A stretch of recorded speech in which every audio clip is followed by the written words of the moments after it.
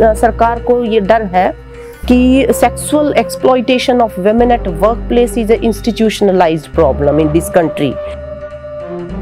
Games में होता है, कोच भी तो मतलब कर लेते हैं यूज़, मतलब होता है। लेकिन जब कोई एक आधी लड़की हिम्मत करके चली जाती है, जैसे साक्षी मलिक और मैं दोनों एक गांव के हैं, तो जब साक्षी मलिक मेडल लेके आई थी तो उस टाइम केवल रोहतक में ही नहीं, क्योंकि वो रोहतक के गांव मोखरा से हैं, तो मतलब कि पूरे हरियाणा में ही मतलब कि ये हुआ था कि हाँ भाई लड़कियां इसमें जा सकती हैं। Detained by the police. She also wrote that the world is watching the way champions are being treated today in the country. जो घरों पे जब वो टेस्टिमोनी देती हैं तो घरों पे लोग जाके पूछ रहे सरकार के कि क्यों लड़कियों को भेज रहे हो। जब तक ये सत्ता पे बैठे हुए हैं तो ऐसे उदाहरण है। हमारे यहाँ पे 16 साल की टेनिस खिलाड़ी रुचिका गिरोत्रा, उसने आवाज उठाई थी वहाँ के जो अध्यक्ष थे संघ के, उनके खिलाफ। उस लड़की को आत्महत्या के लिए मजबूर किया गया, उसके परिवार को उजाड़ दिया गया। क्या तुम्हें पता नहीं है इसकी कॉन्सिक्वेंसेस क्या होने वाली है? तो ये सारा तमाशा हुआ मॉकरी ऑफ द लॉ, एक तरह से कह सकते हैं मॉकरी ऑफ जस्टिस।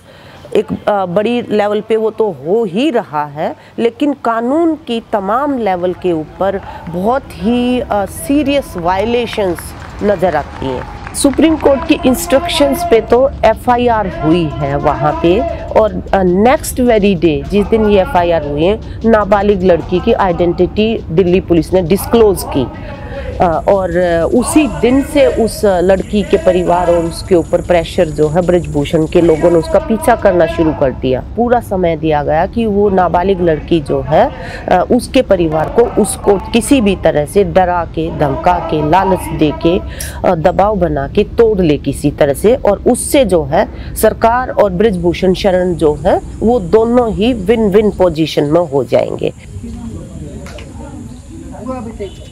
सबको दिख रही थी, उठाए क्या नहीं दिए सबको। मेरे पापा थे हैंडबॉल के, तो एक दिन मैं स्कूल में थी, ऐसे मैम ने भेज दिया मुझे गेम्स में, तो वहीं से हुआ कि चलो खेलते हैं, कुछ नहीं है, तो थोड़ा थोड़ा हुआ। फिर मेरे पापा ने मना भी किया कि छोड़, पढ़ लिया अपना। मैंने कहा नहीं, करना है, अच्छा लगता है सभी को देख के कि फ्रेंड्स भी जा रही हैं बाहर खेलने के लिए और मेडल आ रहे, प्राइज़ मिलते थे तभी, तो इसीलिए थोड़ा सा हुआ कि नहीं करना है। तो मैं मतलब ज़िद करके खेल रही हूँ, अभी भी मना करते हैं मेरे पापा, तो मैं करती हूँ कंट्रोल, बताती हूँ उनको कुछ नहीं है, दोनों करूँगी मैं। I am 19 years old and I studied MA Economics Integrated Course Honors, साथ में स्पोर्ट्स। पहले तो रेसलिंग ही है। कितने टाइम से रेसलिंग कर रही हो? मैं 6th क्लास से।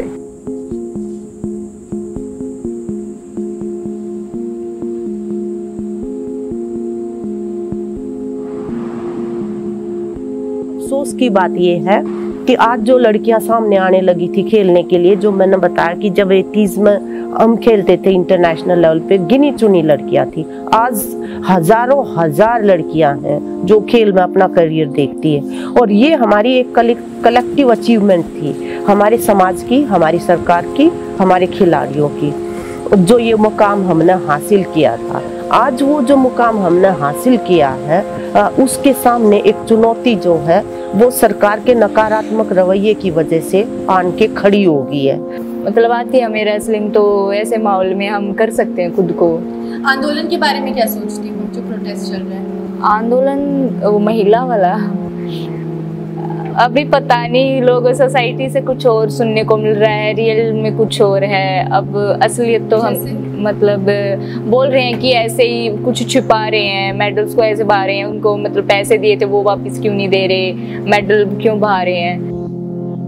ये देखिए हमारे साथियों को इस तरह से उन्होंने घसीटा, उनकी घसीटने से इनके कपड़े तक फट गए हैं, और पकड़ के इनको ऐसे ये देखो बस में ले गए हैं, और इनके हमारे कई साथियों को पकड़ के ले गए थे, AIDSO को साथियों को, और देर शाम तक इन्होंने छोड़ा था।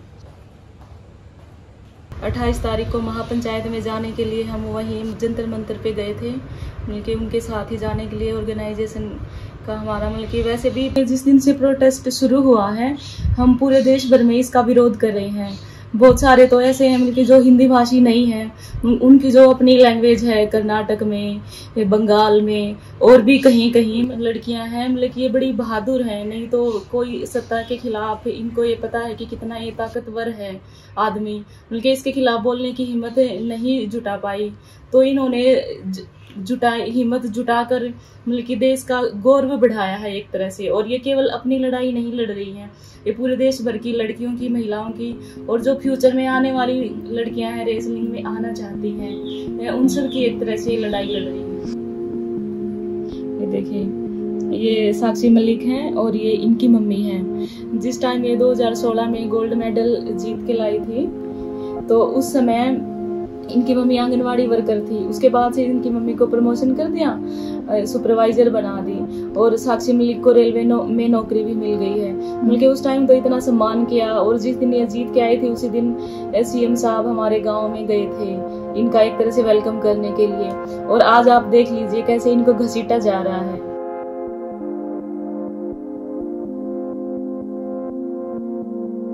जिस तरह से उनको और उनके हाथ में जो तिरंगा था, ये नेशनलिज्म की बात करते हैं, बकवास करते हैं एक तरह से। उस झंडे को और उनको जिस तरह से घसीटा गया है वहां पे, उसको देख के तमाम देश के नागरिक जो है सबका खून खौला हुआ है कि भाई ये क्या सलूक कर रहे हैं आप अपने ओलंपियंस के साथ। और ऐसे में कोई आम परिवार की लड़की कैसे आवाज उठा सकती है?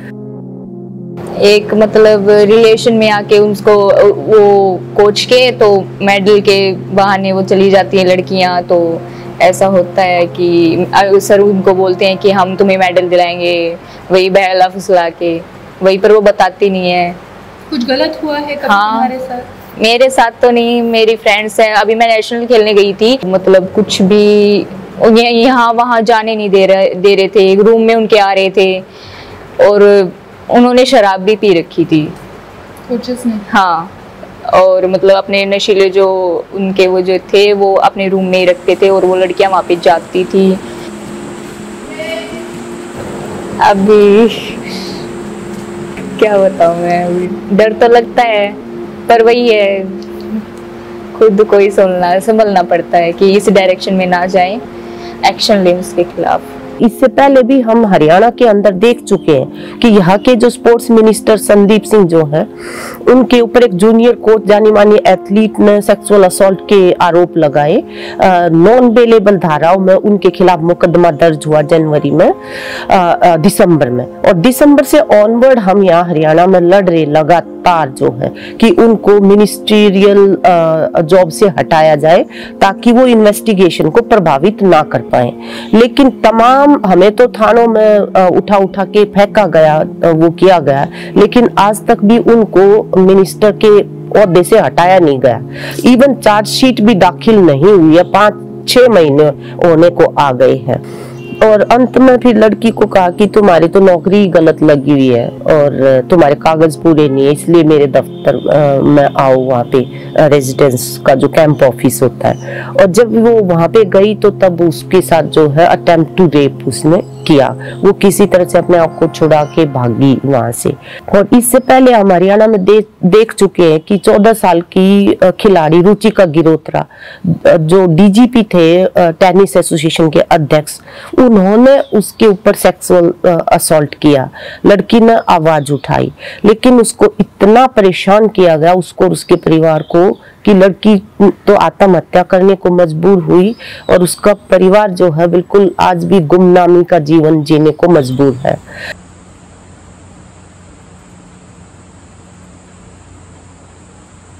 ओलंपिक का ही सोचा है, अभी धीरे धीरे जा रही हूँ ऊपर, ओलंपिक भी आएगा, ओलंपिक का सोचा मैंने। रेसलिंग में तो स्टेट में मेरा ब्रोंज है और एक इसी से रिलेटेड है जूडो, उसमें भी मेरा ब्रोंज आया है नेशनल में।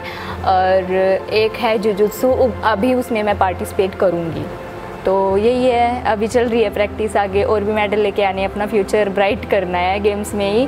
और मतलब बोलते हैं ना कि गेम्स में ही जॉब्स के मतलब थ्रू जल्दी हो जाता है, करियर बनता है। बीएसएफ वगैरह में, पुलिस में, इसमें मांगते हैं कि अगर मेडल है आपका तो डायरेक्ट हमारी फ़ाइट वगैरह ही होएगी, कोई इतना वो हार्ड नहीं होगा, तो हमें डायरेक्ट ले लेते स्पोर्ट्स वाले बच्चों को स्पोर्ट्स कोटे से। तो करियर के इसलिए इसी के मेडल आएगा तो करियर आप ही बन जाएगा। रेसलिंग में एज अ स्पोर्ट्स करियर बनाना चाहोगी कभी? हाँ, अगर बिल्कुल मौका मेरे मेडल आए तो हाँ। तो पूरे घर में मम्मी स्पोर्ट्स करती है, मतलब सपोर्ट करती है मुझे कि जा तू कर, उनके सपोर्ट से ही हूँ मैं यहाँ पे। पापा मना करते हैं, भाई भी थोड़ा थोड़ा देख के माहौल ये स्पोर्ट्स में कैसा है करते हैं मना कि नहीं तूने नहीं करना, तो मम्मी बोलती है नहीं इसे करना है, आगे जा तू। इसका मतलब प्रधानमंत्री गृह मंत्री नहीं चाहते कि वो इस्तीफा दे, और why they are not doing so it is beyond any logical understanding. मतलब उसमें हमें तो यही लगता है कि केवल यही चीज़ हो सकती है कि उसने शुरू में जो बोला था कि अगर मैं मुंह खोलूँगा तो सुनामी आ जाएगी, and that tsunami he was referring to the high ups of this BJP and the government. It seems कि उनको अपना डर है कि उनकी भी पोल खुलेंगी शायद। तो इन सब को ये डर है कि एक अगर ईंट खिसक गई ब्रजभूषण के रूप में तो ये जो सेक्सुअल असॉल्टर्स की पूरी दीवार जो है ये भर्रा के गिर जाएगी देश के अंदर जो है।